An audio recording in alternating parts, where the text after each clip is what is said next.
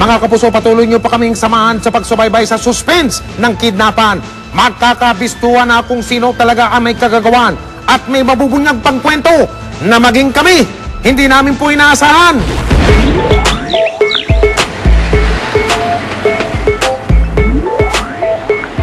Kumagat na ang dilim, naghihintay pa rin kami ng text message mula kay Lexi Lai.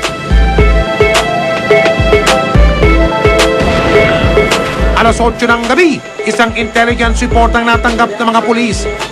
Tumawag sa Lola, pick upin ang victim dito. So, kukuha ngayon si Michael. Sa harap na headquarters mismo. Nasa mga kidnapper na raw ang pera at ang mga biktima iniwan daw sa kahabaan ng Hermosa Highway sa Bataan.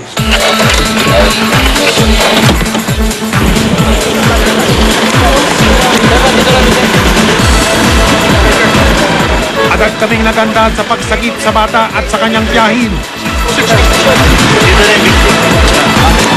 Dito na kayo.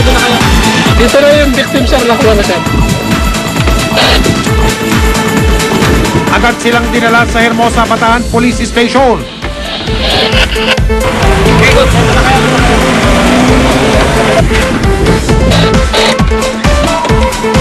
Pagdating namin, yakap-yakap na ni Michael ang kanyang anak at hipag. Halos hindi makapagsalita si Michael sa nangyari. Paano sila nakita? Hindi po namin alam, basta pinamalingki lang ho namin eh. Tapos di na ho bumalik. Saan daw sila dinala? Ala po, hindi po alam. Dahil ligtas na ang mga biktima, ang mga kidnapper naman ang aming pinuntirya. Nag-iwa-hiwalay ulit ang aming grupo. Pinuntahan ang mga lugar kung saan maaaring sumuko ang mga kidnapper. Boy, yun yung entrance kasi eh.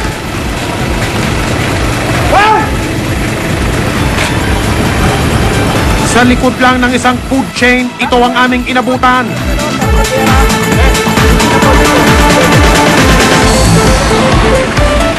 Agad na isinakay sa patrol ng pulisya ang dalawang sospek at isa naman sa sasakyan ng pulis. Pero teka, hindi ba't si Lexi Lai ito na ina ni Jessa? At ang isang lalaking hinuli ang negosyador na si Alan na kanina'y mahaba ang buhok at may bigote. Sa istasyon ng pulis, kinestyon ang mga nahuli. Wala po eh, sir. Sinundo lang po nila ako kahapon eh. Galing po ako sa Kuwan. Nung sa Olonga po. Sabi po ng kaibigan ko po, yung tatay po, yung asawa, nawawala daw po anak nila. Lang po. Tapos pinatulog po nila ako sa kanila.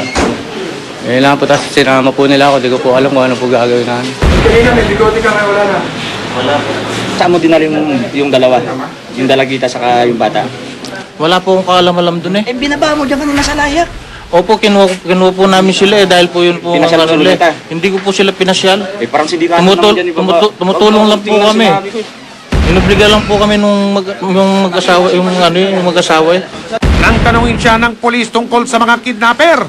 Wala po ako nakita ng kidnappers eh. Paano po nangyari? Basta lang pong yung transaksyon. Ganun lang po eh. Basta lang ako nakasakay lang po ako sa sakyan. Anong sasakyan? Talaga lang ha? Tignan natin. Oo. Hinanap ng mga pulis ang ransom money. Sa likod bahay ni na Alan, unang ginawa ang inspeksyon.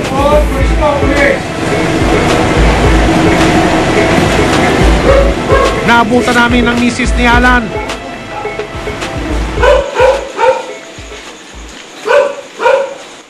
Ang kailangan tutulong niyo, baka masagip na yung parang niyo.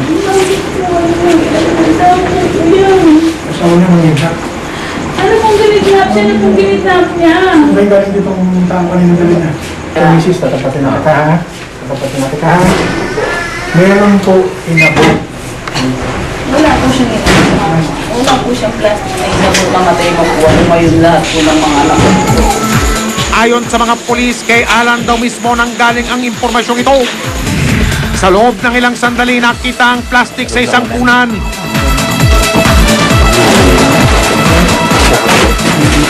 Sir, positive. Positive. Isa lang sir, isang plastic. Baka po nila ba yun?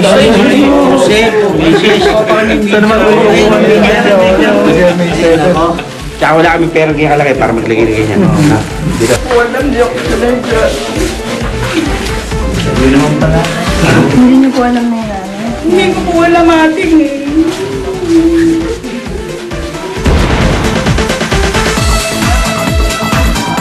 Sa pagkabawi sa apo at pera, maluwag na nakahinga si Nanay Josie.